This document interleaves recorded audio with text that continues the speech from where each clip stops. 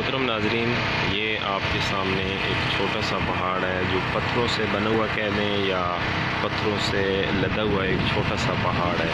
اور اس کی چوٹی پہ ایک یہ چھوٹا سا ایک مینار بنا ہوا ہے جو کہ سفید اور سبز رنگ کا ہے۔ یہ ہے جبل رحمت، جبل رحمت، جبل رحمت بھی کہتے ہیں، جبل رحمت یعنی رحمت والا پہاڑ۔ یہ وہ جگہ ہے کہ جب حجۃ الوداع کے موقع پہ نبی کریم صلی اللہ تعالیٰ علیہ وسلم نے اپنا مشہور خطبہ دیا تھا،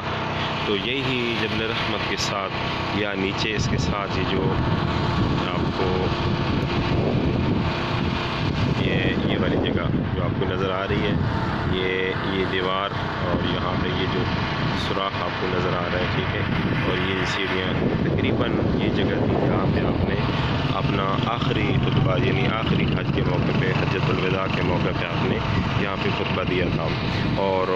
اس پہاڑ جبل رحمت کے قریب اور اس کے اوپر آپ نے بہت ساری ایسی دعائیں مانگی ہیں جو اللہ پاک نے قبول فرمائی ہیں۔ اور ایک موقع پہ آپ نے بڑی لمبی تقریباً 2 یا 3 گھنٹے کے محیط آپ نے دعا فرمائی تھی، بڑی لمبی چوڑی دعا، تو اللہ پاک نے وہ دعا بھی قبول کی تھی۔ تو یہاں پہ ہم بھی ابھی ویڈیو کے بعد دعا کا اہتمام کرتے ہیں۔